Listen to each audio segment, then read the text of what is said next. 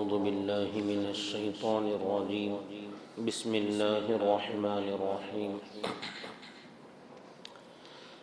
أولم يهد للذين يرثون الأرض من بعد أهلها أن لو نشاء أصبناهم بذنوبهم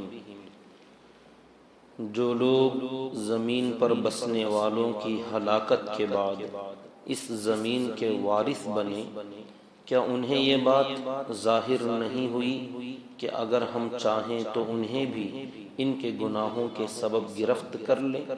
وَنَطْبَعُ عَلَىٰ قُلُوبِهِمْ فَهُمْ لَا يَسْمَعُونَ، اور ان لوگوں کی ہٹ دھرمی کی وجہ سے ہم ان کے دلوں پر مہر لگا دیتے ہیں، نتیجے میں یہ لوگ حق کی بات نہیں سنتے۔ تِلْكَ الْقُرَىٰ نَقُصُّ عَلَيْكَ مِنْ أَنبَائِهَا، یہ ہیں وہ بستیاں جن کے کچھ واقعات ہم آپ کو سنا رہے ہیں۔ وَلَقَدْ جَاءَتْهُمْ رُسُلُهُمْ بِالْبَيِّنَاتِ، حقیقت یہ ہے کہ ان لوگوں کے پاس ان کے رسول کھلی نشانیاں لے کر آئے۔ فَمَا كَانُوا لِيُؤْمِنُوا بِمَا كَذَّبُوا مِن قَبْلُ، لیکن ان لوگوں نے پہلے جس بات کی تکذیب کر دی تھی اس پر ایمان نہیں لانے والے تھے۔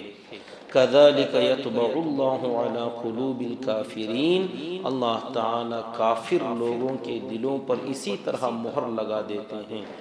وَمَا وَجَدْنَا لِأَكْثَرِهِم مِّنْ عَهْدٍ، ہم نے ان میں سے اکثر لوگوں کو عہد کا وفا کرنے والا نہیں پایا۔ وَإِن وَجَدْنَا أَكْثَرَهُمْ لَفَاسِقِينَ، اور ان میں سے اکثر کو ہم نے گناہ کرنے والا ہی پایا ہے۔ ثُمَّ بَعَثْنَا مِن بَعْدِهِم مُوسَىٰ بِآيَاتِنَا إِلَىٰ فِرْعَوْنَ وَمَلَئِهِ فَظَلَمُوا بِهَا، پھر ہم نے ان لوگوں کے بعد حضرت موسیٰ علیہ السلام کو اپنی کھلی نشانیاں دے کر فرعون اور اس کے سرداروں کی طرف ہم نے بھیجا، تو ان لوگوں نے ان آیتوں اور ان نشانیوں پر ظلم کیا، یعنی اس کو جھٹلایا۔ فانظر کیف کان عاقبۃ المفسدین، سو آپ دیکھیے فساد مچانے والوں کا انجام کیا ہوتا ہے۔ وقال موسیٰ یا فرعون انی رسول من رب العالمین، اور حضرت موسیٰ علیہ السلام نے فرمایا کہ اے فرعون، میں رب العالمین کی طرف سے رسول بنا کر بھیجا گیا ہوں۔ حقیق علی الا اقول علی اللہ الا الحق، میری یہ ذمہ داری ہے کہ میں اللہ پر کوئی بات ایسی نہ کہوں جو جھوٹ ہو، ہاں سوائے حق کے۔ قد جئتکم ببینۃ من ربکم، سو میں تمہارے پاس تمہارے رب کی طرف سے کھلی نشانی لے کر آیا ہوں۔ فارسل معی بنی اسرائیل، سو تم میرے ساتھ بنی اسرائیل کو بھیج دو۔ قال ان کنت جئت بآیۃ فأت بها ان کنت من الصادقین، تو فرعون نے کہا کہ اگر آپ کوئی سچ میں نشانی لے کر آئے ہیں، اگر آپ سچے ہیں تو اس نشانی کو پیش کیجئے۔ فَأَلْقَى عَصَاهُ فَإِذَا هِيَ ثُعْبَانٌ مُّبِينٌ، حضرت موسیٰ علیہ السلام نے اپنا عصا ڈالا تو وہ اچانک کھلا ہوا بڑا اژدہا بن گیا۔ وَنَزَعَ يَدَهُ فَإِذَا هِيَ بَيْضَاءُ لِلنَّاظِرِينَ، اور انہوں نے اپنا ہاتھ گریبان سے کھینچا تو وہ اچانک چمکدار دیکھنے والوں کے لیے روشن بن گیا۔ محترم بزرگ عزیز دوستو، اللہ تبارک و تعالیٰ نے پچھلے کچھ رکوعات سے 5 انبیاء کرام علیہم السلام کے واقعے تفصیل کے ساتھ بیان فرمائے۔ حضرت نوح اور قوم عاد، قوم ثمود، قوم لوط اور قوم شعیب علیہم السلام کا تذکرہ اللہ نے فرمایا۔ اب آگے حضرت موسیٰ علیہ السلام کا واقعہ بیان کرتے ہیں۔ اس سے پہلے درمیان میں کچھ ضروری باتیں جو تھیں، جیسے کہ اس سے پہلے بھی گزشتہ جمعہ گزری، اللہ نے فرمایا تھا کہ اسی طریقے سے ہم لوگوں کے احوال تمہیں سناتے ہیں، اور اس کا مقصد کیا ہے؟ فرمایا ہم نے کسی بھی بستی میں، کسی بھی شہر میں عذاب بھیجنے سے پہلے اپنے نبیوں کو بھیجا اور وہاں کے لوگوں کو سمجھایا۔ جب وہ لوگ نہیں مانتے تو ہم نے ان کو جانی اور مالی تکلیفوں میں پکڑ لیا تاکہ اب تو سدھریں، اب تو وہ لوگ عاجزی کریں، لیکن جب تب بھی وہ لوگ نہیں سدھرتے تو اللہ فرماتے ہیں پھر ان تکلیفوں کو ہم خوشحالیوں سے بدل دیتے ہیں۔ اب یہ خوشحالی عذاب کی وارننگ ہوتی ہے۔ اب لوگ سمجھتے ہیں کہ یہ تو پرانا رواج ہے، کبھی زندگی میں خوشیاں آتی ہیں، کبھی بدحالیاں آتی ہیں، یہ تو چلتا رہتا ہے۔ لوگ اللہ کے عذاب کو عذاب نہیں سمجھتے، تو اللہ فرماتے ہیں پھر اچانک ایک وقت ہمارا آتا ہے جس میں ہم ان نافرمانوں کی پکڑ کر لیتے ہیں۔ اللہ فرماتے ہیں آگے اللہ نے فرمایا کہ اگر بستیاں والے یہ نافرمان جو لوگ تھے ایمان لاتے، تقوی اختیار کرتے، تو ہم آسمانوں اور زمینوں کی برکتوں کے دروازے کھول دیتے، لیکن لوگوں نے جھٹلایا تو ہم نے ان کی بدعملی کی وجہ سے ان کی پکڑ کی۔ یہ پہلے آیتیں گزر چکی۔ پھر اللہ نے یہ بھی فرمایا تھا کیا لوگ یہ نافرمان لوگ اس بات سے بے خوف ہو گئے ہیں کہ رات کے اندھیرے میں جب وہ سو رہے ہوں تو ہمارا عذاب ان پر نہیں آئے گا؟ اور کیا یہ لوگ اس بات سے بے خوف ہو گئے کہ دن کے وقت میں جب یہ اپنے کام کاج میں کھیل کود میں مشغول ہوں تو کیا چاشت کے وقت میں، دن کی روشنی کے وقت میں ہمارا عذاب ان کو نہیں پکڑ سکتا؟ کیا یہ لوگ اللہ کی پکڑ سے ایک دم مامون ہو گئے، بے خوف ہو گئے؟ اللہ نے آگے فرمایا تھا کہ اللہ کے پکڑ سے مأمون اور بے خوف وہی لوگ ہوتے ہیں جو حقیقت میں خسارے والے ہوتے ہیں۔ مطلب ایمان والے بندے تو ہر ہمیشہ ڈرتے رہتے ہیں چھوٹی موٹی بات پر کہ کہیں اللہ کی پکڑ نہ آ جائے، اللہ کا عذاب نہ آ جائے۔ کبھی بے خوف نہیں ہوتا ایمان والا بندہ۔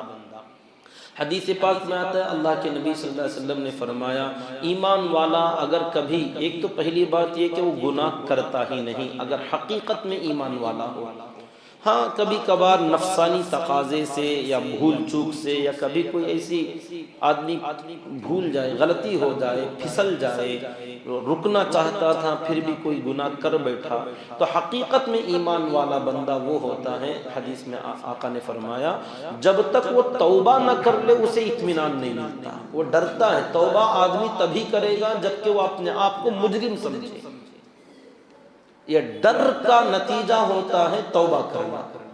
تو ایمان والا بندہ توبہ کرتا رہتا ہے، اسی لیے اللہ کے نبی صلی اللہ علیہ وسلم نے فرمایا صبح شام استغفار کیا کرو۔ استغفار کا معنی ہی توبہ ہے، اے اللہ میں معافی مانگتا ہوں، اے اللہ میں معافی چاہتا ہوں۔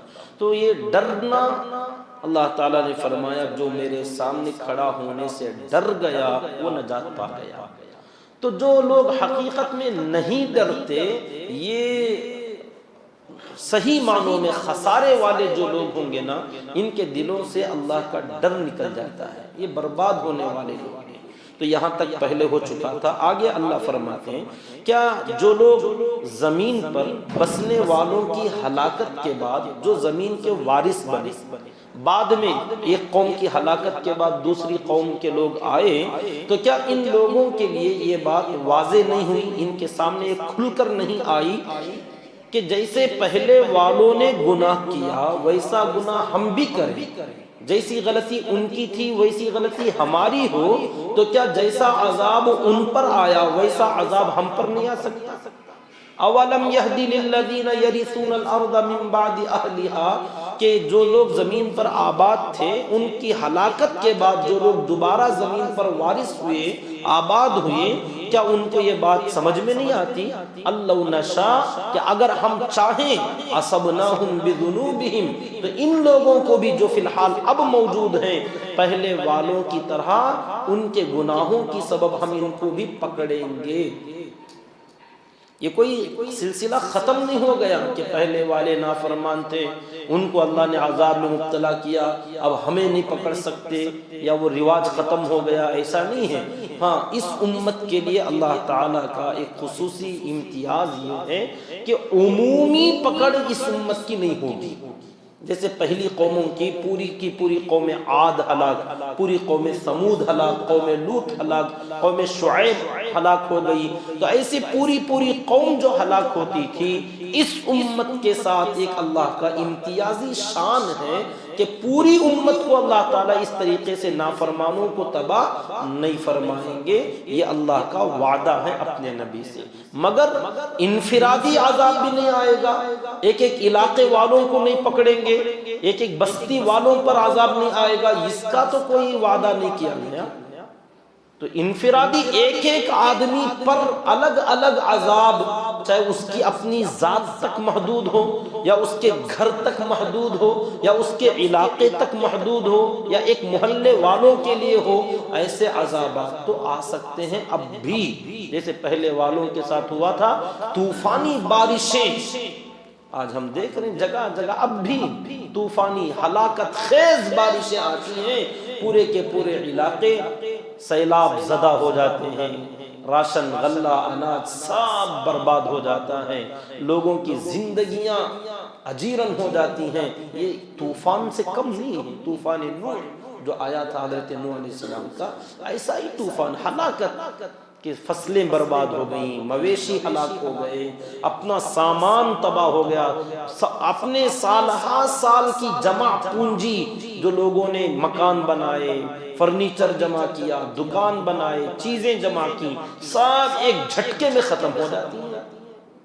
کسی قوم پر اگر زلزلہ آیا تھا تو اب بھی کسی علاقے میں ایک ہلکا سا جھٹکا کیا ملا کہ اس علاقے کی پوری زندگی تباہ ہو جاتی ہے۔ تو یہ اللہ تعالیٰ فرماتے ہیں کیا لوگوں کو یہ اشارہ نہیں ملا کہ پہلے والوں کی طرح گناہ ہم بھی کریں تو پہلے والوں کی طرح پکڑ تمہیں نہیں آ سکتی؟ لیکن ایک قوم ہلاک ہوتی تھی، پیچھے ہی دوسری قوم اسی جگہ پر آباد ہوتی تھی، تو وہ لوگ ہلاک شدہ قوم کی بستیاں دیکھتے، مکان دیکھتے اور ان کے اوپر افسوس بھی کرتے، پھر اس کے بعد کہتے کہ نہیں وہ ان کا مسئلہ تھا، ہمارا مسئلہ نہیں۔ اب یہ اطمینان سے پھر وہی رفتار بے ڈھنگی جو پہلے تھی وہ اب بھی ہے، جو پہلے بے رفتار جو بے ڈھنگی تھی رفتار کی، وہی رفتار بے ڈھنگی ان کے اندر بھی آ جاتی۔ اللہ فرماتے ہیں وَنَطْبَعْ، ہم مہر لگا دیتے ہیں عَلَىٰ قُلُوبِهِمْ، ایسے نافرمان اور ضدی جو لوگ ہوتے ہیں کہ کسی کی تباہی سے عبرت نہیں لیتے، کسی کی ہلاکت سے، کسی کی پکڑ سے جو بندہ سدھرتا اور سنبھلتا نہیں، یہ ضدی لوگ ہوتے ہیں۔ اللہ فرماتے ہیں ایسے ضدی قوموں پر ہمارا عذاب یہ ہے کہ ہم ان کے دلوں پر مہر لگا دیتے۔ یہ دنیا میں سب سے خطرناک عذاب ہے۔ مال چھین لینا، دکان چھین لینا، عہدے چھین لینا، یہ کوئی بڑا عذاب نہیں، یہ چھوٹا موٹا ہلکا پھلکا ہے۔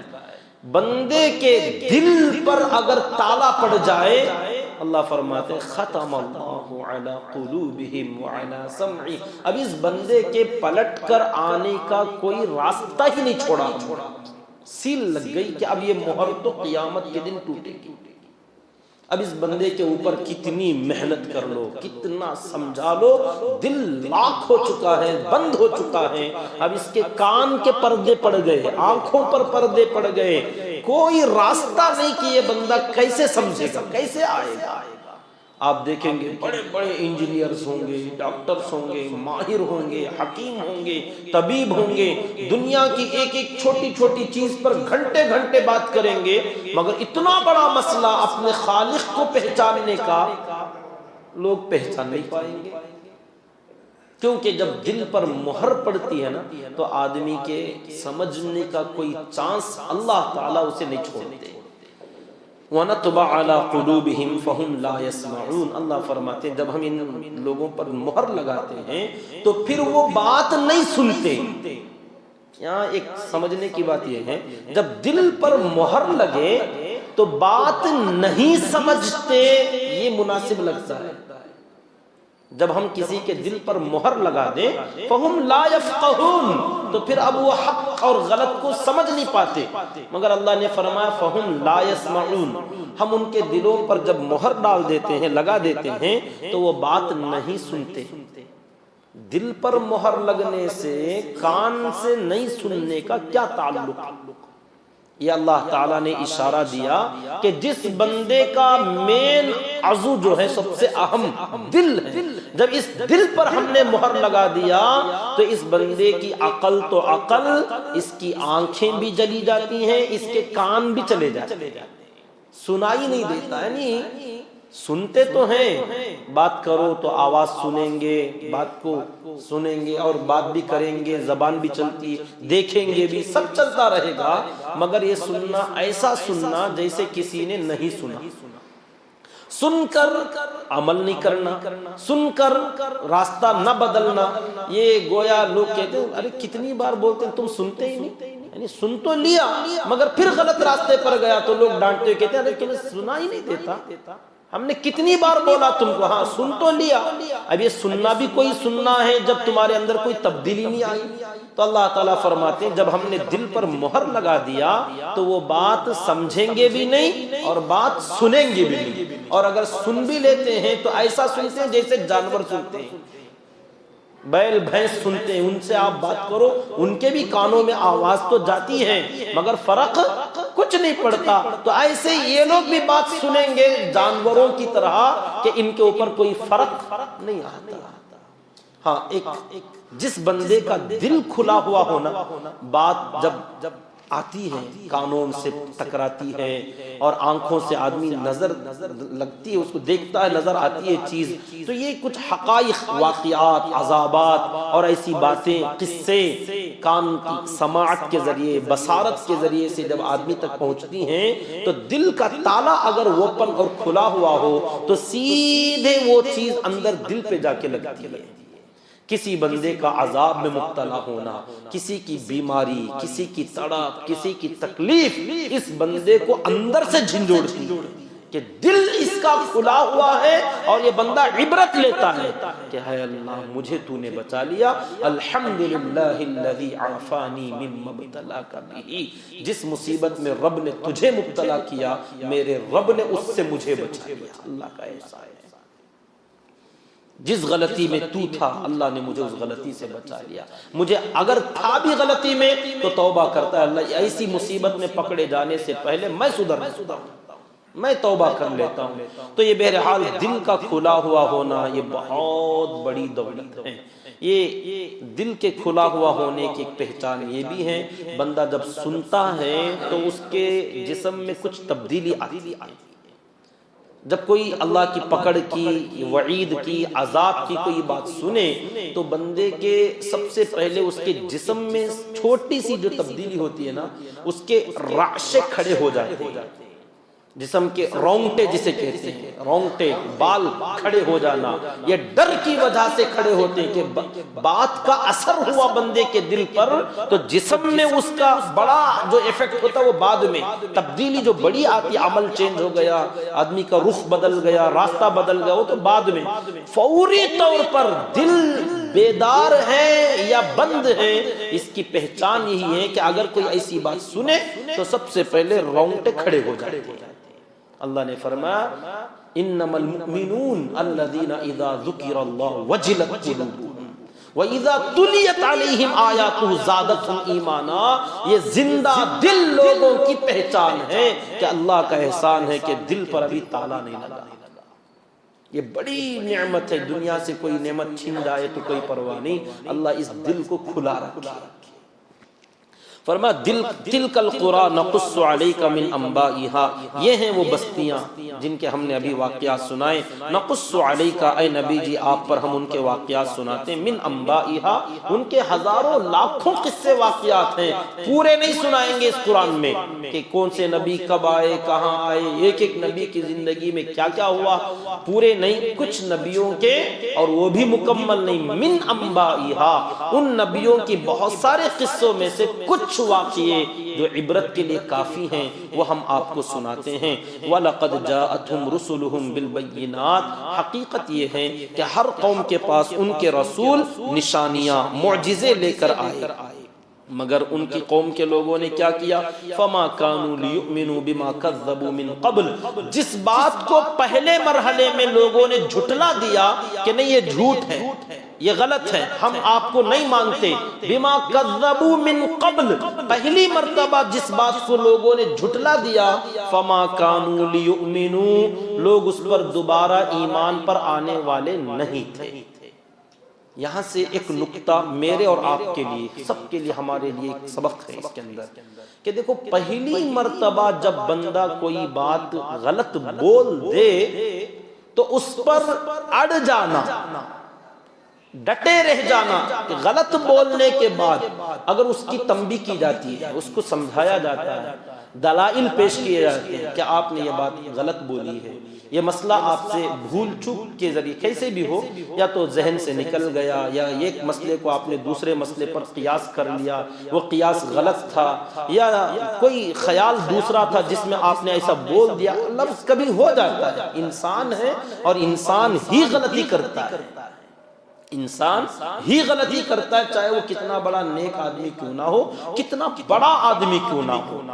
من کثر لغتہ کثر غلطہ، ایک مقولہ ہے، جس کی باتیں زیادہ ہوتی ہیں اس کی غلطیاں بھی زیادہ ہوتی ہیں۔ من کثر لغتہ کثر غلطہ، جس کے الفاظ زیادہ ہوں گے، بھئی انسان ہے، زبان پلٹنے میں کبھی خطا کر جاتی ہے، کبھی تیز رفتاری میں کوئی ایک آدھ جملہ ایسا نکل جاتا ہے جو نامناسب ہوتا ہے، تو بندے کو جب اس کا پتہ چلے کہ مجھ سے غلطی ہو گئی، مجھے یہ نہیں بولنا چاہیے تھا، تو وہ علی الاعلان مجمع ہی میں بھئی غلطی ہوئی، اپنا اعتراف جرم کرے، پلٹ کر آئے اور لوگوں میں کہے کہ ہاں یہ ہماری بات غلط تھی، یہ جملہ ہمارا غلط تھا، اس کے اوپر دلیلیں خواہ مخواہ سے اسے رفع کرنے کی، اسے پرس کرنے کی، ادھر سے ادھر سے کھینچ تانچ کے، میں نہیں ایسا بولنا چاہ رہا تھا، وہ یوں ہو گیا، وہ یوں ہو گیا، یہ کرنا کفار اور مشرکین کی علامت ہے کہ ایک بار اپنی زبان سے نکل گیا تو اسے آپ صحیح کرنے کے چکر میں پڑ گئے کہ نہیں جو ہم نے کہا وہی ہے۔ نہیں، آدمی بڑا ایسا اتنا بھی بڑا اللہ ہمیں نہ بنائے کہ اپنی بات کی چکر میں شریعت کو داؤ پر لگا دے، اتنا بڑا بننے سے اللہ ہم سب کی حفاظت فرمائے۔ کیا بڑا یار، اپنی آخرت کا مسئلہ ہے، اللہ ہمیں رہبری دے دے، کوئی بندہ ہمیں متنبہ کر دے، کوئی سمجھا دے کہ ہم سے غلطی ہوئی، تو معافی مانگ لینے میں، پلٹ کر آنے میں کوئی شان نہیں جاتی، کوئی عزت نہیں جاتی، بلکہ ایسے بندوں کی شان بڑھتی ہے۔ فما قانون، یہ ان لوگوں کا مسئلہ تھا، پوری قوموں کا، جب وہ بول دیتے تھے کہ ایک بار بول دیا کہ یہ نبی جھوٹے ہیں، ان کا دین جھوٹا، ان کی شریعت جھوٹی، تو اب بعد میں ان کے سامنے دلیلیں آتی، معجزے آتے، اب بات دل میں اثر کرنے لگتی، پھر بھی سوچتے یار پہلی بار بول دیا، پلٹ کر کیسے آنا۔ ابو طالب کا بھی وہی مسئلہ ہو گیا تھا کہ اتنے سال سے جھٹلاتے آئے، اتنے سال سے انکار کرتے آئے، اب آخر میں پورا سمجھ رہے ہیں، اپنے بیٹوں کو نصیحت کرتے ہیں، حضرت علی کو، حضرت جعفر رضی اللہ تعالی عنہما سے کہتے ہیں کہ بیٹا اپنے بھائی کا ساتھ دو، وہ جو راستہ تمہیں بتاتے ہیں وہ صحیح راستہ ہے، اتنا یقین ہے، مگر پھر وہی اتنے سال سے نہیں مانے، اب آخر میں مان لیے تو کیا ہوگا، اپنی وہ جھوٹی شان، جھوٹی عزت، یہ آدمی خواہ مخواہ سے اپنے دنیا کی چھوٹی سی شان کے خاطر اتنا بڑا آخرت کا مسئلہ داؤ پر لگا دیتا ہے۔ اللہ ہماری حفاظت فرمائے کہ یہ ہٹ دھرم لوگوں کا مسئلہ ایسا، ان کی عادت ہوتی ہے کہ جب ایک بار انہوں نے غلط بول دیا تو پھر اس سے پلٹ کر واپس نہیں آتے۔ کذالک یطبع اللہ علی قلوب الکافرین، ایسے بہت سارے بڑے بڑے لوگوں سے بھی ہوئے ہیں، بات کہیں حضرت خود اللہ کے نبی صلی اللہ علیہ وسلم سے بھی، خطا جسے کہتے ہیں، غلطی تو نہیں، خطا یعنی تھوڑی سی چوک کا ہو جانا، اللہ تعالیٰ نے متنبہ کیا آپ کو ایسا نہیں کرنا چاہیے تھا، تو پلٹ کر آئے، رونے لگے، توبہ کرتے ہیں، معافیاں مانگتے ہیں۔ حضرت عبداللہ ابن ام مکتوم رضی اللہ تعالیٰ آئے، ان کے آنے پر تھوڑی سی ناگواری ہوئی، اللہ تعالیٰ نے متنبہ کیا، آپ کو یہ اچھا نہیں لگتا کہ آپ ایک ایمان والے کے آنے پر اس طریقے سے، یہ انداز تھوڑا سا اچھا نہیں لگا، اللہ نے اصلاح کی، یہ انداز نہیں اختیار کرنا چاہیے، نبی کی اصلاح کی جا رہی ہے، تو اندازہ لگا سکتے ہیں بھئی ہما شما، میں اور آپ تو بہت اصلاح کے قابل ہیں، ایک جملہ آپ نے نکال دیا اپنی زبان سے،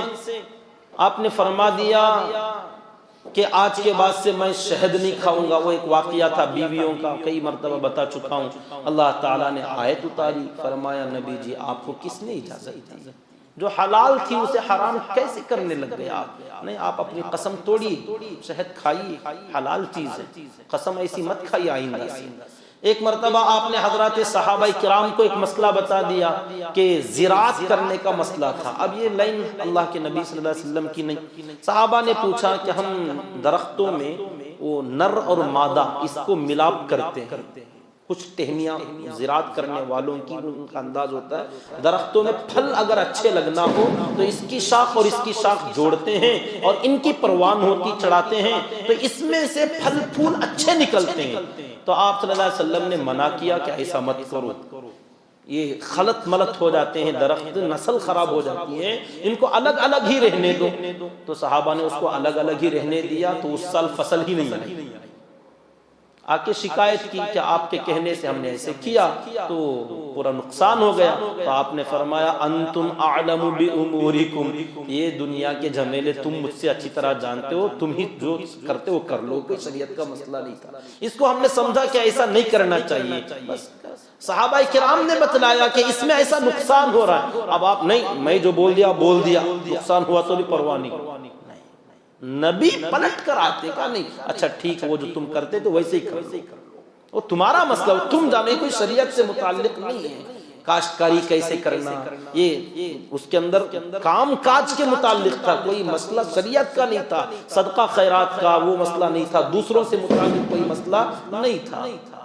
سیدنا عمر فاروق رضی اللہ تعالیٰ عنہ کے سامنے ایک مسئلہ آیا، ایک زانیہ عورت کا۔ اب اس نے مسئلہ پیش کیا کہ ہم سے زنا ہو گیا ہے، اقرار کیا، وہ تمام جو پروسیجر تھا طے ہونے کے بعد ثبوت کے ساتھ پکا ہو گیا تو حکم دیا کہ انہیں سزا دے دی جائے، رجم کر دیا جائے، سنسار کر دیا جائے۔ لے جایا جا رہا تھا، حضرت علی درمیان میں، اور کہا یہ سزا آپ نہیں دے سکتے ابھی۔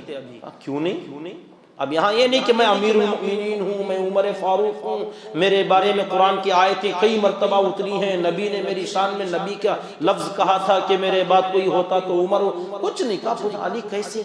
کہا ان سے معلوم تو کرو کہ کیا یہ حمل سے تو نہیں ہے؟ پوچھا گیا کہ ہاں حمل ہے۔ تو فرمایا جس گناہ کی سزا آپ عورت کو دے رہے ہیں اس گناہ کی سزا بچے کو بھی کیوں مل رہی ہے؟ اس بچے کو کیوں سزا دی جائے گی جو ابھی پیٹ میں پل رہا ہے؟ کہا کیسے کریں؟ انتظار کرو، وضع حمل ہو جائے، ڈیلیوری ہو جائے، بچہ پیدا ہو جائے اور وہ بچہ ماں سے مستغنی ہو جائے، اسے ماں کی ضرورت نہ ہو، تو اب سنگل ایک عورت نے جو گناہ کیا اس کی سزا صرف اسے دو، اس کی سزا اس کے بچے کو بھی کیوں دی جا رہی ہے؟ حضرت عمر رضی اللہ تعالیٰ اب کہتے ہیں لولا علی لہلک عمر، اگر اس موقع پر علی نہ آتے تو عمر تو گیا تھا کام سے، عمر ہلاک ہو جاتا اگر علی نہ آتے۔ اللہ کا احسان ہے تم نے صحیح میری رہبری کی۔ اب یہ بڑوں کی شان کہ ہم نے مسئلہ بتا دیا، آگے سے کوئی ٹوکتا ہے کہ نہیں ایسا نہیں ایسا ہے، تو آدمی کو سمجھنا چاہیے کہ ہاں مجھ سے بھی بھول ہو سکتی ہے۔ ایسا نہیں کہ ہم بڑے ہیں، بہت علامہ فہامہ بن گئے تو ہم جو بولیں گے پتھر کی لکیر ہوگی، ہم غلط بول ہی نہیں سکتے، ہم غلط سوچ ہی نہیں سکتے، یہ تو آدمی کی گمراہی ہے۔ یہ اللہ نے فرمایا فما كانوا ليؤمنوا بما كذبوا من قبل، ایک اول مرحلے میں جب لوگوں نے جھٹلا دیا تو پھر دوبارہ ایمان میں آنے والے نہیں تھے، یہ ہٹ دھرم اور ضدی لوگ تھے۔ اللہ فرماتے ہمارا عذاب ان ضدیوں کے ساتھ کیا ہے؟ كذلك يطبع الله على قلوب الكافرين، اللہ تعالیٰ ایسے کافروں کے دلوں پر تالے ڈال دیتے ہیں، یہ پلٹ کر آتے ہی نہیں کہیں۔ وما وجدنا لأکثرهم من عہد، ایسے ظالموں میں سے اکثر لوگوں کو ہم نے عہد پر رہنے والا نہیں پایا، جو اللہ سے عہد کر کر آئے تھے ہم آپ کو اپنا رب مانتے ہیں۔ یا کچھ لوگ جب مصیبتیں آتی ہیں دنیا میں تو بہت وعدے کرتے ہیں اللہ اس مصیبت سے چھٹکارا دے دے، اب اس کے بعد اچھی زندگی گزاریں گے، نماز پڑھیں گے، روزہ رکھیں گے، دیندار بن جائیں گے، وعدے کرتے ہیں۔ جب اللہ تعالیٰ ان کے وعدے کے مطابق اللہ ان کو صحت دے دے، حالت اچھی کر دے تو پھر آہستہ سے نکل جاتے ہیں، عہد کے ایفا کرنے والے نہیں ہوتے۔ اکثر کفار و مشرکین میں عہد کو پورا کرنے کا جذبہ نہیں ہوتا۔ وَإِن وَجَدْنَا أَكْثَرَهُمْ لَفَاسِقِينَ، اور ان میں سے اکثر لوگوں کو ہم نے گناہ کرنے والا ہی پایا۔ تو معلوم ہو اللہ فرماتے اکثر اکثر ان میں سے اکثر بے وفا لوگ ہیں، اکثر گنہگار لوگ ہیں۔ تو جب اکثر کہا جاتا ہے اس کا مطلب یہ کہ کچھ ہوتے ہیں جو وعدے کو پورا بھی کرتے ہیں۔ کچھ بندے جب مصیبت میں وعدہ کر لیتے ہیں تو حالت درست ہونے کے بعد وہ حقیقت میں ایمان والے بن جاتے ہیں، حقیقت میں توبہ استغفار کر کے زندگی کی لائن چینج کر لیتے ہیں۔ اور کچھ بندے جو اللہ تعالیٰ سے وعدہ، اور جو اکثر اللہ نے فرمایا اکثر لوگ فاسق ہیں، مطلب یہ کچھ بندے ہیں جو بے ایمان ہو کر بھی اچھے بندے ہوتے ہیں، جو گناہ نہیں کرتے، جو فسق و فجور نہیں کرتے، لوگوں کو ستاتے نہیں، نرم دل ہوتے ہیں، مگر ایسے بہت کم، جیسے سیکولر مائنڈ والے یا کچھ لوگوں کو انسانیت ہیومن رائٹس کے اوپر محنت کرنے والے لوگوں کے لیے آرام پہنچانے کی فکر، یہ صرف ایمان والوں ہی میں نہیں، کچھ ہیں کفار اور مشرکین میں کہ وہ بھی لوگوں کی خدمت، لوگوں کو نفع پہنچانے اور سوشل ورک کرنے کا جذبہ رکھتے ہیں، مگر بے ایمانوں میں کم، اکثر الٹے ہی لوگ ہوتے ہیں، مگر ایمان والوں میں اکثر ایمان والے اچھے کام کرنے والے، اور ان میں سے بھی کچھ ہوتے ہیں جو شریر ہوتے ہیں۔ مگر یہ فرق ادھر اکثر اچھوں کی اور تھوڑی تعداد بروں کی، اور کفر اور فسق و فجور کے اندر اکثر لوگ نافرمان اور بدعہد لوگوں کی، کچھ بندے اس میں سے ایسے بھی ہیں جو اچھے ہوتے ہیں۔ اب آگے اللہ تعالیٰ جو ضروری باتیں تھی درمیان میں بیان کرنے کے بعد اصل واقعے کی طرف آتے ہیں۔ چھٹا واقعہ، ثم بعثنا من بعدهم موسیٰ بآیاتنا، پھر ہم نے ان لوگوں کی طرف اپنے نبی حضرت موسیٰ علیہ السلام کو بھیجا، بآیاتنا، ہماری آیات، یعنی آیت مطلب نشانیاں، ہماری نشانیاں اور معجزے دے کر ہم نے بھیجا، الی فرعون وملئہ، فرعون اور اس کے سردار، جو اس کے وزراء تھے، حاکم تھے، اس کے سرداروں کی طرف ہم نے بھیجا، فظلموا بها، پھر وہی رفتار بے ڈھنگی، ان لوگوں نے بھی ہماری آیتوں پر ظلم کیا۔ اللہ کی آیتوں پر ظلم، آیت پر ظلم، ظلم کا معنی کیا ہے؟ ظلم کہتے ہیں وضع الشیء فی غیر محلہ، کسی بھی چیز کو جس جگہ پر رکھنا چاہیے اس کو اس جگہ سے ہٹا کر کسی دوسری جگہ پر رکھنا، یہ ظلم کہلاتا ہے۔ ظلم کی تعریف، جس چیز کو جہاں رکھنا ہے وہاں رکھنا، یہ عدل ہے، یہ انصاف ہے، اور جس کو جہاں رکھنا چاہیے اس کو وہاں سے ہٹا کر جہاں نہیں رکھنا چاہیے وہاں رکھا، تو یہ ظلم۔ قرآن مجید کا حق ہے کہ اس کو اوپر رکھا جائے، اس کو العیاذ باللہ کسی نے نیچے رکھا، ظالم آدمی ہے کہ قرآن کو اس کا حق نہیں دیا۔ ایک موٹی مثال، اسی طریقے سے جوتے اور چپل آپ کو رکھنا چاہیے نیچے، پیروں کے نیچے، اور وہ جو جہاں رکھنے وہاں اس کو اٹھا کر آپ سر پہ لے کے گھوم رہے ہیں، ظالم آدمی کہیں گا۔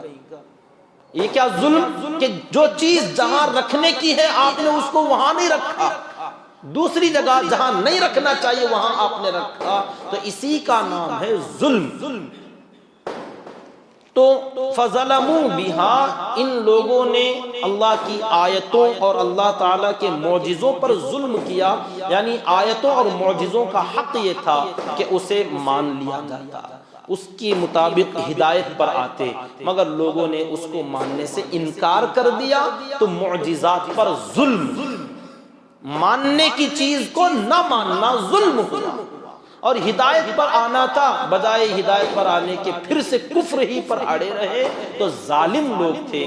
اللہ نے فرمایا فظلموا بہا، ان لوگوں نے انکار کیا، ظلم کیا، فانظر کیف کان عاقبۃ المفسدین، سو اب آپ دیکھیے یہ گناہ کرنے والے، فساد مچانے والوں کا آخر انجام کیا، دی اینڈنگ کا کیا ہوا۔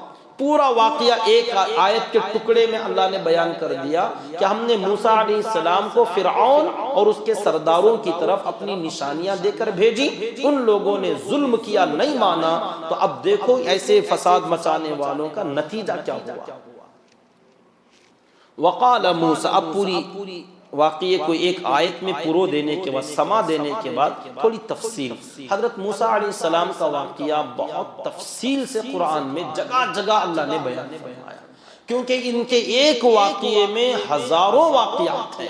حضرت موسیٰ علیہ السلام کے ایک واقعہ، اور ہر واقعے کے اندر ایک ایک عبرت، عجیب و غریب واقعات. اس لیے کہیں اللہ تعالیٰ نے ان کی فرعون کے پاس آنے کا تذکرہ، کہیں ان کی پیدائش کا تذکرہ، کہیں ان کے مدین جانے اور وہاں سے واپس آنے کا تذکرہ، کہیں ان کے نکاح کا تذکرہ اور ان کے کوہ طور پر جانے کا تذکرہ، کہیں بنی اسرائیل سے سوال و جواب کا تذکرہ. الگ الگ ان کے واقعات کو اور تفصیل سے قرآن مجید میں جس واقعے کو بار بار دہرایا گیا وہ حضرت موسیٰ علیہ السلام کا واقعہ ہے کہ دعوت میں انبیاء کرام کے طریقے میں ان کا واقعہ. اور کیونکہ ان کی جو قوم تھی بڑی ضدی، بنی اسرائیل کی قوم بڑی ہٹ دھرم، بڑی جاہل قسم کی، تو اس لیے یہ واقعہ بہت ہی عبرت کے قابل.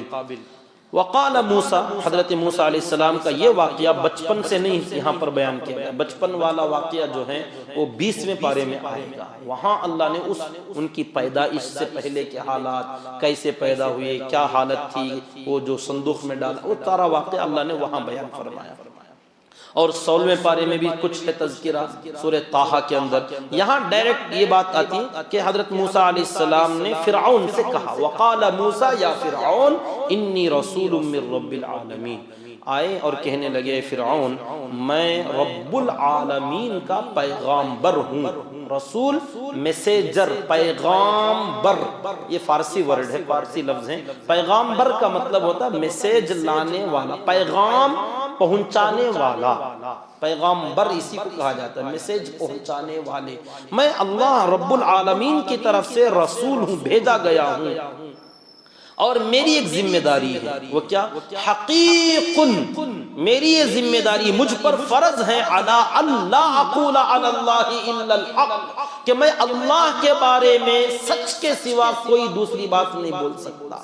جھوٹ ہرگز میں اللہ کی طرف منسوب نہیں کر سکتا، مجھے اس کی اجازت نہیں ہے. تو مطلب میں اب آگے جو بھی بولوں گا سچ سچ اللہ نے جو کہا ہے وہی سناؤں گا. اب آگے کی بات یہ، قد جئتکم ببینۃ من ربکم، میں تمہارے پاس تمہارے رب کی طرف سے ایک واضح نشانی، میرے نبی ہونے کی، میرے رسول ہونے کی دلیل لے کر میں آیا ہوں. جھوٹ نہیں، پہلے ہی بول دیا جھوٹ نہیں بول سکتا. تمہارے رب نے مجھے دیا ہے، تمہارے پاس بھیجا ہے، وہ دلیل دے کر تاکہ میں تمہیں دکھاؤں اور سمجھاؤں. تو اب اس پورے کلام کا نتیجہ یہ ہے کہ میں سچ بولوں گا، دلیل دکھاؤں گا. تو خلاصہ یہ فَأَرْسِلْ مَعِيَ بنی اسرائیل، یہ جو بنی اسرائیل بیچارے مظلوم ہیں، ان کو تم نے اپنا بیگار پر رکھ لیا ہے، اپنا غلام بنا کر ان کو جکڑ کر رکھا ہوا ہے. اس بنی اسرائیل کو اپنی غلامی سے آزاد کر دے، انہیں مجھے دے دے، میں انہیں لے کر ان کے اصل وطن ملک شام لے جاؤں گا. اور فرعون تھا مصر، ایجپٹ کے اندر، جو اس زمانے میں ایجپٹ کہا جاتا ہے، وہ مصر کے اندر تھا. فرعون کا نام فرعون نہیں ہے، فرعون کا نام جو ہے وہ فرعون نہیں، فرعون ایک لقب کا نام ہے. فرعون مصر کا جو بھی بادشاہ بنتا تھا اس بادشاہ کو فرعون کہا جاتا تھا. فرعون کا مطلب مصر کا بڑا. اسی طریقے سے قیصر یہ بھی نام نہیں. روم کا جو بڑا ہوتا، ملک روم کا جو بادشاہ ہوتا تھا اس بادشاہ کو بولتے تھے قیصر. کسرا فارس کا جو بادشاہ ہوتا تھا اس بادشاہ کا لقب ہوتا تھا کسرا. نجاشی یہ بھی نام نہیں. نجاشی حبشہ کا کوئی بادشاہ بنے تو نجاشی کا بولنے کا مطلب یہ کہ وہ حبشہ کا بادشاہ ہے. تو اس طریقے سے نجاشی، قیصر، کسرا، فرعون، یہ جو الفاظ آتے ہیں یہ ان کے خاص ذاتی نام نہیں ہیں. اسی لیے ایک مرتبہ ہم نے کہا کہ حضرت ابراہیم علیہ السلام فرعون کے پاس گئے. لوگ کہاں ابراہیم علیہ السلام کے زمانے میں فرعون کہاں تھا؟ کیوں مصر نہیں تھا؟ کیا ان کے زمانے میں مصر میں بادشاہ نہیں تھا جس نے ان کی بیوی کو بلا لیا تھا؟ وہ جو واقعہ، وہ فرعون ہی تھا مصر کا بادشاہ، تو نام اس کا الگ تھا۔ موسیٰ علیہ السلام کے زمانے کا جو فرعون تھا اس کا نام قابوس، اصل میں اس کا خاص نام قابوس، لیکن اس کو فرعون کہتے ہیں۔ فرعون مطلب وہ مصر کا حاکم۔ تو بہرحال یہ ایک علمی بات ہے، جو لوگ اس کو نہیں جانتے وہ اپنی جہالت کا ثبوت دیتے ہیں۔ موسیٰ علیہ السلام کا زمانے کا فرعون ابراہیم علیہ السلام کے زمانے میں کیسا آ گیا؟ تو بہرحال وہ جہالت ہے۔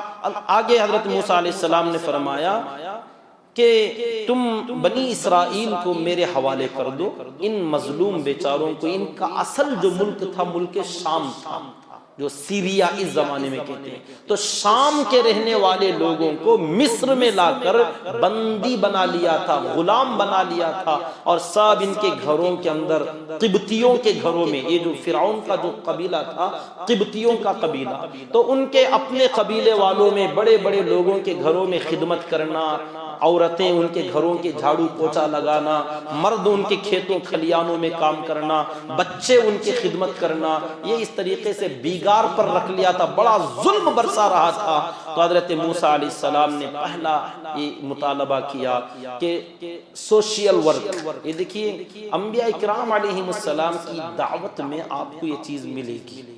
دعوت صرف نماز روزہ قرآن کی تلاوت کی دعوت نہیں دی جاتی تھی، دعوت لوگوں کی بھلائی کی، لوگوں کو نفع پہنچانے کی، لوگوں کی خدمت کرنے کی، بیماروں کی عیادت کرنے کی، جو مظلوم بندہ ظلم سہ رہا ہو اسے ظلم سے نجات دلانے کی محنت کرنا، یہ بھی نبیوں کی دعوت ہے۔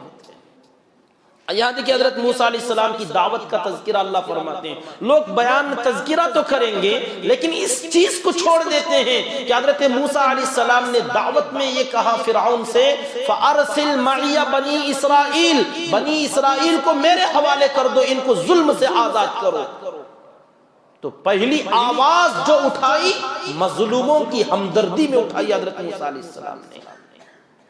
قال ان كنت جئت بآیۃ فأت بها، حضرت موسیٰ علیہ السلام اتنی باتیں بول گئے۔ پہلی بات تھی قال موسیٰ یا فرعون انی رسول من رب العالمین، پہلا جملہ کہا رب العالمین کی طرف سے میں رسول ہوں، پیغمبر ہوں۔ دوسرا کا حقیق، میری ذمہ داری ہے کیا؟ علی اللہ اقول علی اللہ الا الحق، کہ اللہ کے بارے میں میں کوئی جھوٹی بات نہیں بولتا۔ تیسری بات قد جئتکم ببینۃ من ربکم، تمہارے رب کی طرف سے تمہارے پاس میں دلیل لے کر آیا، معجزہ لے کر آیا۔ چوتھی بات فارسل معی بنی اسرائیل، بنی اسرائیل کو میرے ساتھ بھیج دو، میں ان کو لے کے چلا جاؤں۔ چار باتیں حضرت موسیٰ علیہ السلام نے کی۔ فرعون کو چار میں سے ایک بات بہت کھٹک رہی تھی کہ کیا نشانی لے کر آئے، نشانی لے رسول بن کر آیا رب العالمین کی طرف سے، اس کے اوپر اس نے توجہ نہیں دیا۔ سچ بولوں گا جھوٹ نہیں بولتا، اس کے اوپر توجہ نہیں دیا۔ بنی اسرائیل کو میرے ساتھ بھیجو، اس کے اوپر بھی توجہ نہیں دیا۔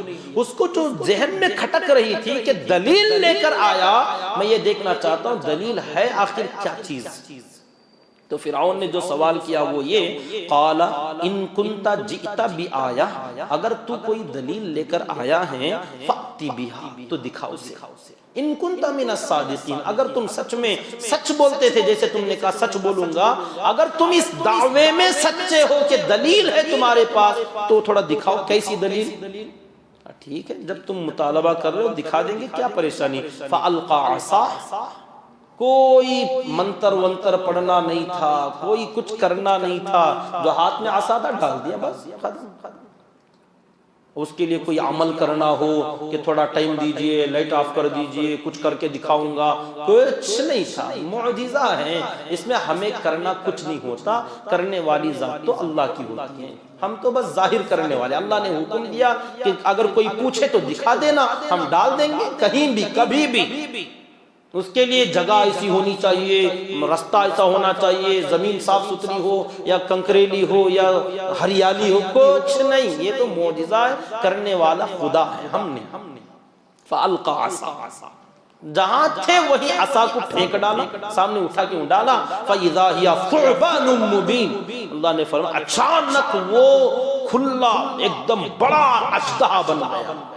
اس اژدہے کے بارے میں 3 لفظ اللہ نے قرآن میں بیان فرمائے، کہیں تو فرمایا یہ چھوٹا سانپ، کہیں فرمایا درمیانی قسم کا سانپ، یہاں فرمایا ثعبان مبین، بہت بڑا اژدہا۔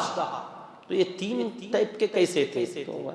شروعات میں جب ڈالا جاتا تھا تو اسٹارٹنگ میں چھوٹا سانپ تھا، دھیرے دھیرے دھیرے دھیرے میڈیم ہوتا، پھر اتنا بڑا ہو جاتا تھا کہ یہاں فرعون کے دربار میں جو بڑا بنا، اتنا بڑا کہ یہ اژدہا اپنا منہ کھول کے ایک بار فرعون کی طرف گیا تو وہ اپنی تخت پر سے کودا اور حضرت موسیٰ علیہ السلام کے پیچھے آ کے دبک گیا کہ بچا لو۔ اور جو بڑے لوگ بیٹھے ہوئے تھے، جو قوم کے لوگ تھے، اس کی دہشت کو دیکھ کر کئی لوگ مر گئے ہارٹ اٹیک سے کہ یہ اتنا خطرناک اژدہا، تو کہا ثعبان مبین۔ یہ موقع تھا لوگوں کو، ان کو ترہیب کا، ڈرانے کا موقع تھا کہ مجھے کوئی کمزور مت سمجھنا، مجھے کوئی معمولی مت سمجھنا، تمہاری پوری بادشاہت سے، فرعونی خدائی سے ٹکر لیا جا رہا تھا۔ تو اس ٹکر کے وقت میں آدمی کو یہاں عاجزی کا اظہار نہیں کرنا چاہیے۔ کئی مرتبہ میں اس کو بتلایا ہوں کہ موقع کے حساب سے آدمی کی زبان اور آدمی کا اندازہ ہونا چاہیے، انداز ویسا بنانا چاہیے جسے کہتے ہیں باڈی لینگویج، ہر جگہ عاجزی۔ میدان جنگ میں آدمی جائے اور وہاں آدمی سینہ جھکا کے سبحان اللہ الحمدللہ او بھئی مقابلہ کریں گے، یہ مرتنگڑی چال جسے کہتے ہیں، یہ میدان جنگ کی عادت نہیں۔ وہاں جاؤ تو اب آپ لوگوں سے کہو انا الذی سمتہ امی حیدرا کلیث غابات کریہ المنظرا۔ حضرت علی جاتے تھے، سینہ تانتے ہوئے جاتے اور ہاتھ میں تلوار لہراتے ہوئے کہتے تھے انا الذی سمتہ امی حیدرا، میں ہوں وہ جس کو اس کی ماں نے حیدر نام رکھا۔ اتنا تکبر کہاں، گھمنڈ کا وقت ہے، یہاں سینہ جھکے گا نہیں، یہاں یہ تکبر ہی عاجزی ہے۔ کلیث غابات کریہ المنظرا، گھنے ڈراؤنے جنگلوں کے شیر کی طرح ہوں میں۔ اب یہ یہاں پر آدمی باتوں سے کسی کو ڈرا دے کہ جملے اتنے خطرناک ہیں کہ اس بندے کا آگے کا وار کتنا زوردار ہوگا۔ تو یہ بعض مرتبہ اللہ کے نبی صلی اللہ علیہ وسلم بھی فرماتے تھے، میدان جنگ میں جب جاتے تو لوگوں کو متوجہ کرنے کے لیے، لوگوں کو بلانے کے لیے الی عباد اللہ انا ابن عبد المطلب، انا ابن عبد المطلب، میری طرف آؤ، میں ہوں، میں عبد المطلب کا، ادھر آؤ میری طرف آؤ، اللہ کا رسول ہوں میں۔ تو اللہ کے نبی صلی اللہ علیہ وسلم بھی اپنا سینہ تانتے ہو، اور حضرات صحابہ فرماتے ہیں جب میدان جنگ میں ہماری ہمتیں پست ہو جاتی تو ہم اپنے نبی کے سینے کے پیچھے جا کے چھپتے تھے۔ آپ کا سینہ چوڑا ہوتا اور ہمیں بچاتا تھا، ہم آپ کے پیچھے جا کے چھپ جاتے تھے۔ یہ بہادری کا اظہار کہ وہ میدان جنگ ہے، اس جگہ پر آدمی کو سینہ تاننا یہ عاجزی کے خلاف نہیں ہوتا۔ تو یہاں حضرت موسیٰ علیہ السلام کا رعب کہ پوری خدائی سے، فرعون اور اس کے لشکر سے اکیلے آدمی بھیڑنے چلے ہیں، اب یہاں ڈریں گے، سہمیں گے، تو یہ تو اور زیادہ۔ دیکھیں متکبر آدمی کے سامنے عاجزی کرنا ناجائز ہے۔ سامنے والا بندہ متکبر ہے، بہت بڑا اپنے آپ کو سمجھ رہا ہے، ہم اس کے سامنے جائیں اور عاجزی کریں تو یہ ناجائز ہوگا، کیونکہ یہ ہماری عاجزی اس کے تکبر کو اور بڑھائے گی۔ وہ سمجھتا دیکھو جی میرا رب، اچھے اچھے بڑے بڑے آدمی آپ کو کیوں نہیں، یہاں آپ جائیں گے، یہاں تکبر کا اظہار کریں گے، کیا جی ان کے سامنے جائیں گے، آپ ان کے پیر پہ پیر ڈال کے بیٹھیں گے سامنے، کیوں؟ جیسے تم متکبر ہو، تمہارے سامنے عاجزی تو غریبوں کے سامنے کی جائے گی، کمزوروں کے سامنے کی جائے گی، چھوٹے جو ہمارے سامنے چھوٹے سمجھ رہے ہیں کہ ہم ان کے سامنے چھوٹے ہیں، ان کے سامنے ہم بڑائی کا اظہار نہیں کریں، یہ تکبر ہوگا۔ جو اپنے آپ کو چھوٹا سمجھ رہا ہے اس کے سامنے ہم اپنے آپ کو چھوٹا بنائیں گے، یہ عاجزی۔ جو اپنے آپ کو پہلے سے پھول کے گپا بنایا ہوا ہے اس کے سامنے ہم عاجزی کریں گے، اس کے تو اور زیادہ پھول جائے گا، پھٹنے کا اندیشہ بیچارے کے۔ تو ایسے متکبرین کے سامنے تکبر کے ساتھ پیش آئیں گے، یہ حضرت تھانوی رحمت اللہ علیہ نے فرمایا۔ حکیم ہیں وہ، حکیم الامت۔ بہرحال حضرت موسیٰ علیہ السلام نے بھی اپنا عصا ڈالا اور وہ ایک دم بڑا ہی اژدہا اتنا کھلے منہ کا بن گیا۔ وَنَزَعَ يَدَهُ فَإِذَا هِيَ بَيْضَاءُ لِلنَّاظِرِينَ، پھر اپنا ہاتھ گریبان میں ڈالا۔ تین اللہ تعالیٰ نے باتیں فرمائی ہیں، صرف ہاتھ دکھاتے تھے، اور کہیں فرمایا ادخل جیبک، اپنے گریبان میں ہاتھ ڈالتے تھے، اور کہیں فرمایا اپنا ہاتھ بغل کے نیچے سے نکالتے تھے۔ تو بہرحال جو بھی ہو، دامن کے اندر ہاتھ ڈالتے، وہاں سے کھینچ کر نکالتے تو ایک دم ہاتھ سفید، اور صرف سفید ہی نہیں بلکہ چمکدار ہو جاتا تھا۔ اس کی روشنی لوگوں کو کھینچ کر لاتی تھی کہ دیکھیں یہ کیسی روشنی ہے۔ تو یہ ہاتھ کی جو چمک تھی لوگوں کی ترغیب کے لیے تھی، اور عصا کا جو اژدہا تھا یہ لوگوں کی ترغیب کے لیے تھا۔ تو ترغیب اور ترہیب دونوں ساتھ ساتھ چلتے ہیں، کہیں وعید کہیں وعدہ، کہیں ڈر کہیں بندے کو محبت، امن، ادھر کھینچنا اور ادھر ڈرانا، وعدے اور وعیدیں جسے کہتے ہیں، عربی میں کہتے ہیں ترغیب اور ترہیب۔ تو اژدہے کا معجزہ ترہیب کے لیے، ڈرانے کے لیے تھا، اور ہاتھ کا معجزہ ترغیب اور کھینچنے کے لیے تھا لوگوں کو۔ وَنَزَعَ يَدَهُ فَإِذَا هِيَ بَيْضَاءُ لِلنَّاظِرِينَ، جب اپنا ہاتھ گریبان سے نکال کر بتایا، بہت چمکدار، لوگوں کو دیکھنے والوں کے لیے روشن، یعنی لوگ دیکھنے کے لیے امٹ پڑتے تھے کہ یہ ہاتھ کیسے چمک رہا ہے، یہ کیسے روشن ہو رہا ہے۔ وہ چراغوں کا زمانہ تھا، مشعل کا زمانہ تھا، مشعل لوگ لیتے تھے، لائٹس تو نہیں دیکھا تھا کہ ایک بٹن ڈالتی پورا چمکدار ہو گیا۔ تو اس زمانے میں لائٹ کا اندازہ لگتا تھا کہ ہاتھ میں گویا بلب روشن ہو گیا اور یہ چمکدار ہو گیا، لوگوں کے لیے عجوبہ تھا یہ۔ قال الملأ من قوم فرعون، اب فرعون نے کیا کہا وہ یہاں نہیں ہے، فرعون کے جو چیلے تھے انہوں نے کیا کہا اللہ نے وہ فرمایا۔ یہ معجزے دکھانے کے بعد فرعون کو جو بولنا تھا وہ تو بول ہی رہا تھا، لیکن جو چیلے چپاٹے تھے نا، اسے کہتے ہیں چائے سے زیادہ پتیلی گرم، یہ جو اطراف و اکناف والے تھے۔ قال الملأ من قوم فرعون، فرعون کے جو سردار آزو بازو بیٹھے ہوئے تھے یہ لوگ چیخنے لگے اور یہ لوگ بولنے لگے ان ھذا لساحر علیم، اوہ یہ تو بڑا زبردست جادوگر ہے۔ نعوذ باللہ۔ حضرت موسیٰ علیہ السلام کے معجزوں کو دیکھ کر لوگ کہنے لگے کہ یہ بڑا زبردست، لساحر علیم، علم والا جادوگر، یعنی علم والے کا مطلب، ان کا مطلب یہ نہیں تھا کہ شریعت کے علم والے، بلکہ جادوگروں میں بڑے ماہر جادوگر۔ لوگوں نے حضرت موسیٰ علیہ السلام کے معجزوں کو دیکھتے ہی جادو اور جادوگر کا لفظ کیوں بولا؟ کیونکہ ان لوگوں کی پہنچ اتنی ہی تھی، وہ اس زمانے کے اندر تھے جس زمانے میں ان کے علاقوں کے اندر جادو بہت سر چڑھ کے بول رہا، گلی گلی میں جادوگر تھے۔ فرعون کے علاقے میں حکمرانی فرعون کی تھی اور سرپرستی جادوگروں کی تھی۔ جادوگروں کی لوگ جو بڑی تعظیم کرتے ہیں، گویا ان کے علماء تھے، ان کے دین کے مقتدا، پیشوا، رہبر بڑے سمجھے جاتے تھے جادوگر۔ اور فرعون حاکم، مال میں بڑا، حکومت میں بڑا، سلطنت میں بڑا، لیکن دین کے بارے میں لوگ جادوگروں کو علماء کا درجہ دیے ہوئے تھے۔ تو لوگوں نے جو دیکھا تھا جادو دیکھا تھا، اس لیے اب حضرت موسیٰ علیہ السلام معجزہ دکھانے لگے تو لوگوں نے معجزے کو جادو میں ڈال دیا، کیونکہ اتنا ہی ان کی پہنچ تھی، اس کے آگے ان کا علم نہیں تھا۔ تو جو بندہ جہاں تک اس کی پہنچ ہوتی ہے نا، اس کو وہاں تک ڈال دیتا ہے۔ بہرحال اب وہ لوگ کہنے لگے یرید ان یخرجکم من ارضکم، سردار لوگ آپس میں خسر پسر کرتے ہوئے لوگوں سے کہنے لگے یہ بڑا زبردست جادوگر معلوم ہوتا ہے، اور یہ کیوں آیا ہے معلوم؟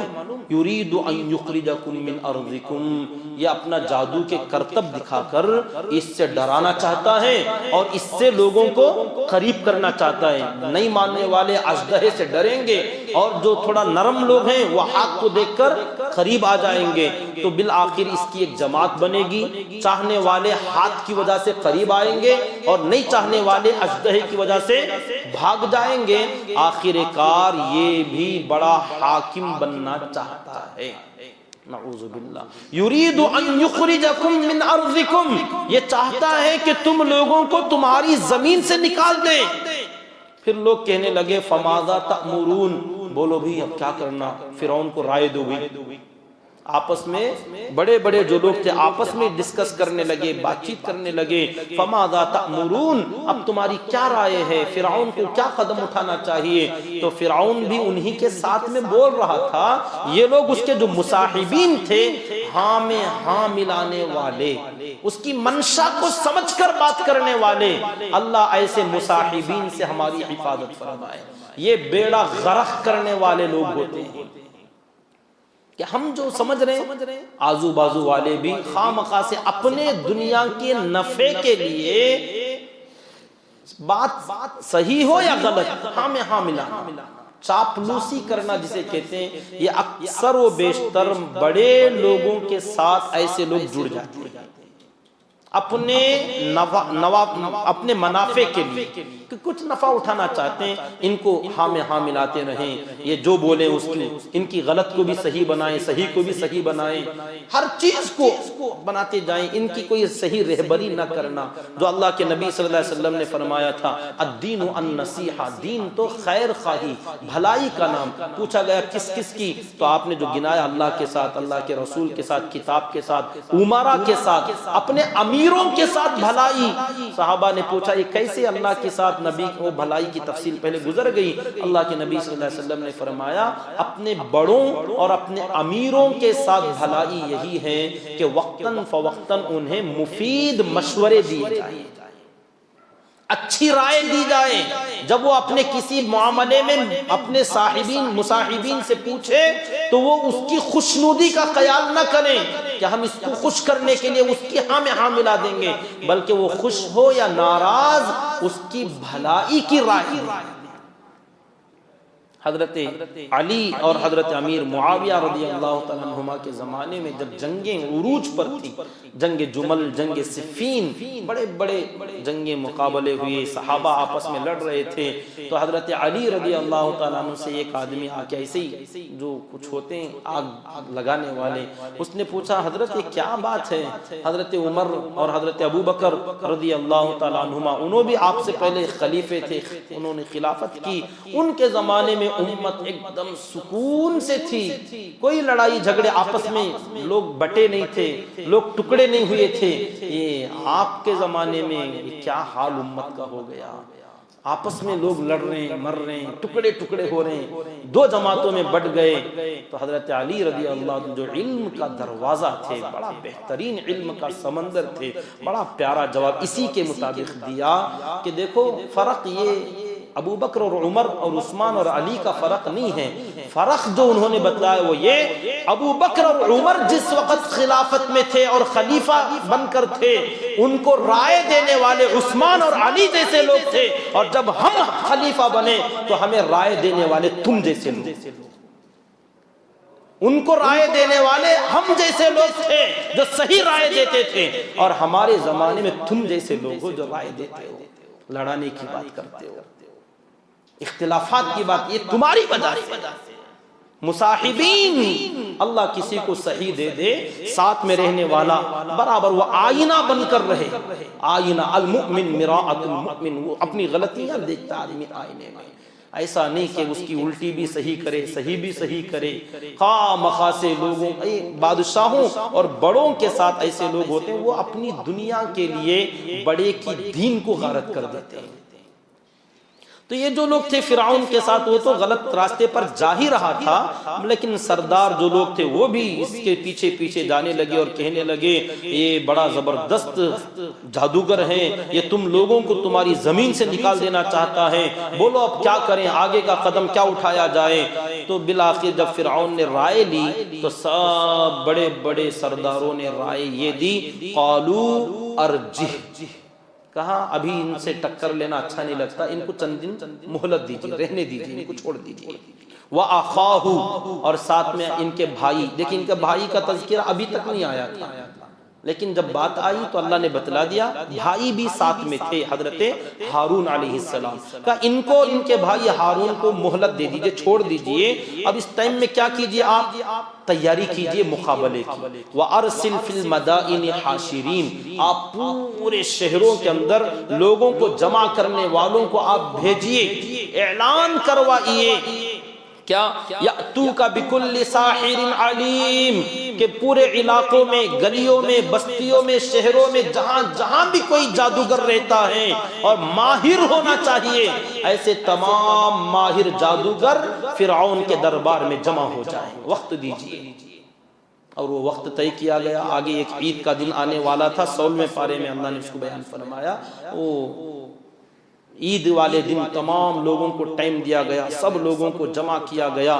بالآخر بہت لمبے وقت کے بعد، محنت کے بعد، اعلان ہونے کے بعد، وَجَاءَ السَّحَرَةُ، تمام بڑے بڑے جادوگر، ماہر، چھوٹے بڑے سب آ گئے۔ موقع چل رہا تھا کہ بھئی کوئی کمانے کا موقع ہے، سیزن چل رہا ہے، تو تمام جادوگر جمع ہو گئے۔ وَجَاءَ السَّحَرَةُ فِرْعَوْنَ، فرعون کے دربار میں آئے۔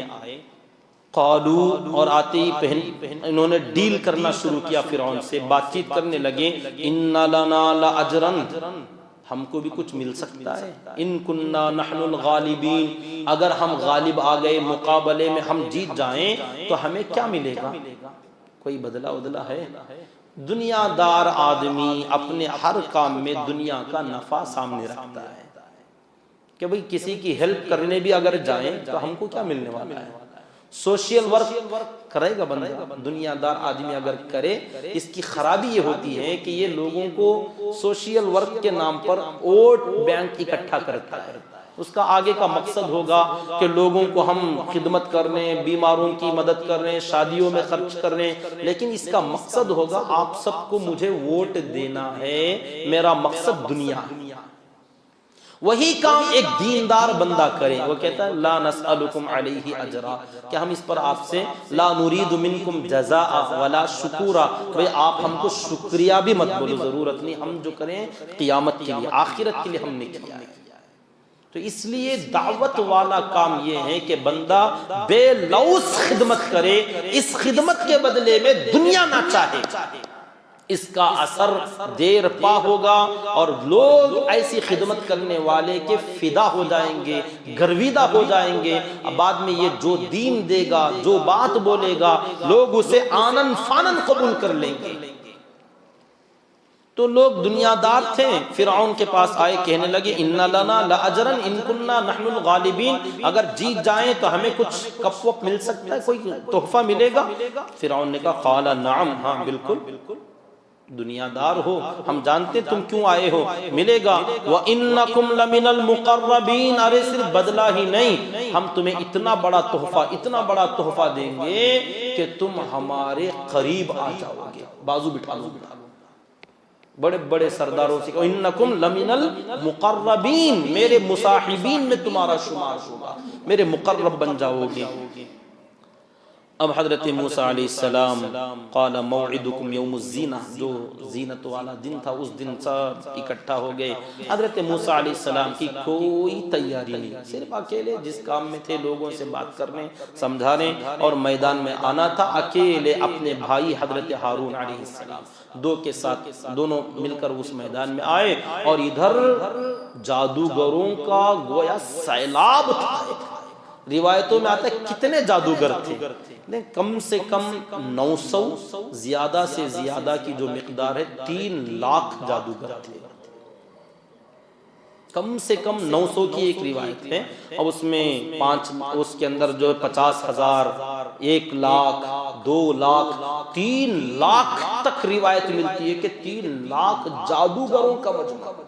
اب ان کے ساتھ بڑے بڑے گاڑیوں میں، جانوروں پر رسیاں، لکڑیاں، بہت بڑے بڑے لکڑیاں لاد کر لائے تھے، چھوٹی چھوٹی لکڑیاں لائے تھے، کیونکہ اپنے جادو کے جو کرتب دکھانے تھے لوگوں کے بڑے میدان کے اندر رسیوں کا سیلاب، لکڑیوں کا پورا ڈھیر جمع کر کے رکھ دیا، اور تمام جادوگر جمع ہو گئے، اور لوگوں میں مشہور تھا کہ آج کمپٹیشن ہے، مقابلہ ہے، دیکھنے کے لیے آؤ، تو لوگ تمام علاقوں سے صرف یہ مقابلہ دیکھنے کے لیے جمع ہو گئے تھے۔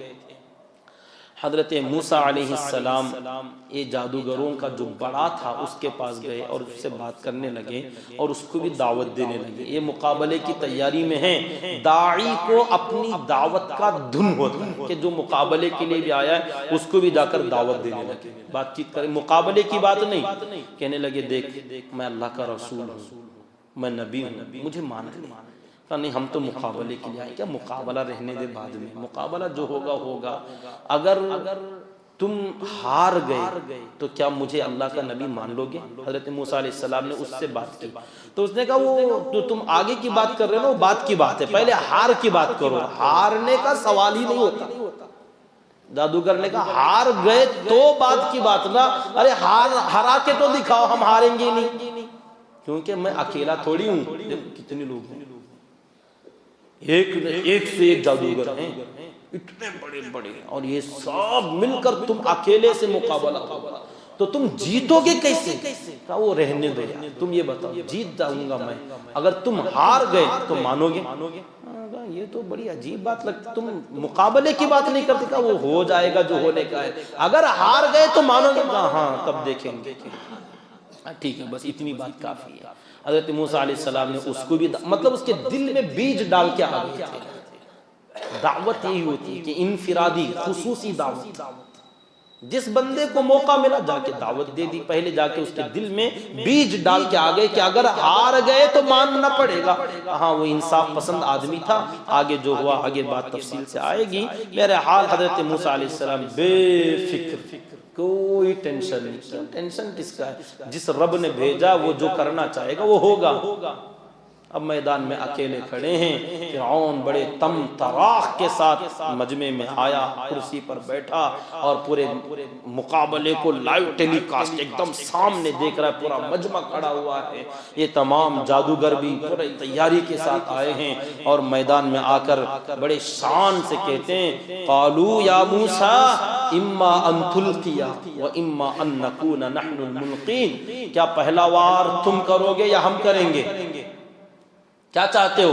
تمہاری مرضی، چوائس تمہاری، کیا پسند کرو گے؟ فرسٹ بیٹنگ کرو گے یا فیلڈنگ؟ بغیر ٹاس کے پوچھ لیا کہ کیا چاہتے ہو، پہلے تم یا ہم؟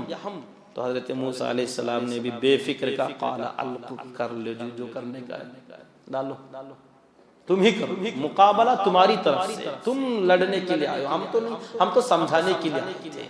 تو یہاں ایک نقطہ نکلتا ہے کہ ظالم آدمی کو پہلا وار کرنے دینا چاہیے۔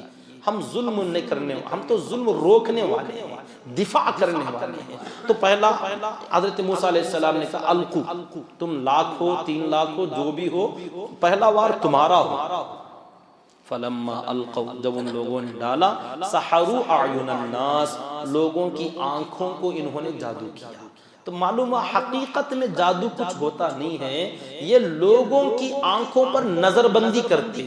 تو جادو کی بہت ساری اقسام ہوتی ہیں، قسمیں ہوتی ہیں، کہیں کچھ ایسا ہوتا ہے کہ دیکھنے والے کی نظر کو دھوکا لگتا ہے، چیز کی حقیقت نہیں بدلتی، لکڑی پڑی رہتی وہ ہلے جیسا آنکھوں میں جنبش ہوتی ہے۔ ایک جادوگر نے دیکھنے والوں کے آنکھوں پر جادو کیا، چیز پر نہیں۔ ایک ٹرک یہ بھی ہوتی ہے، ایک ٹرک ہوتی ہے کہ چیز کو ہی تھوڑی سی حقیقت بدلے جیسا بتایا جاتا ہے لیکن بدلتی نہیں۔ کبھی کبھار ایسا بھی ہوتا ہے کہ کسی چیز کی حقیقت کو بدل بھی دیا جاتا ہے، حقیقت کو بدل دیا جاتا ہے۔ کبھی کبھار کسی چیز کی حقیقت بدلتی نہیں، بدلے جیسا لگتا ہے، جسے مسمریزم کہتے ہیں، ہپناٹزم کہتے ہیں، پتہ نہیں کیا کیا اس کے انداز ہیں، مختلف قسم کی چیزیں ہوتی ہیں، لوگ طرح طرح کے ٹرکس۔ اور کبھی کبھار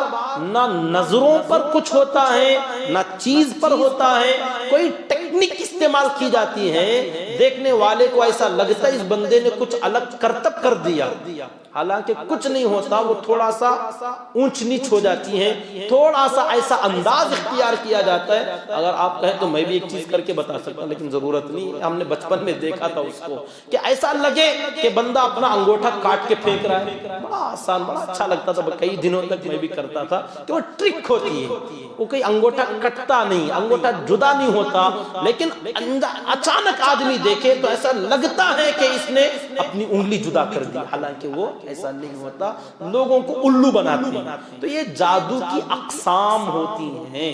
تو یہاں اللہ نے فرمایا سحروا اعین الناس، لوگوں کی نظروں پر انہوں نے جادو کر ڈالا، واسترہبوہم، اور لوگوں کے دلوں پر ایک ڈر نچھاور کر ڈالا، وجاءوا بسحر عظیم، اور ایک بہت بڑا خطرناک جادو لے کر آئے۔ میرے حال پورے میدان میں سانپ ہی سانپ تھے، اژدہے ہی اژدہے تھے، پوری رسیاں، ایک ایک آتا اور اپنا رسی ڈالتا، لکڑی ڈالتا، وہ کسی کی سانپ بنا ہے، کسی کا اژدہا بنا ہے، اور سب منہ کھول کھول کے چاروں طرف سے حضرت موسیٰ اور حضرت ہارون علیہ السلام کی طرف دوڑے دوڑے، گویا کاٹنے کے لیے آ رہے ہیں، کھانے کے لیے آ رہے ہیں۔ حضرت موسیٰ علیہ السلام خاموش کھڑے ہیں، کیونکہ ادھر سے سگنل نہیں ملا تھا، پابند تھے اللہ کے حکم کے۔ اللہ فرماتے ہیں وَأَوْحَيْنَا، جب وقت پورا ہوا ہم نے سگنل دیا، حکم دیا، کیا دیا اور کیسے ہوا آپ بھی جانتے ہیں۔ بہرحال جو تفصیل ہے انشاءاللہ آیات کے مطابق اگلا جمعہ اگر زندگی باقی رہے عرض کر لیا جائے گا۔ اللہ تعالیٰ سے دعا کریں کہ اللہ رب العزت مجھے اور آپ کو قرآن مجید پڑھنے کی توفیق عطا فرمائے، قرآن مجید کو سمجھنے کی توفیق عطا فرمائے، اس کے مطابق اپنے ایمان اور اعمال کو درست کرنے کی اللہ ہمیں توفیق عطا فرمائے، آمین۔ سبحان اللہ وبحمدہ، سبحانک اللہم وبحمدک، ونشہد ان لا الہ الا انت، ونستغفرک ونتوب الیک۔ سبحان ربک رب العزت عما یصفون، وسلام علی المرسلین، والحمد للہ رب العالمین۔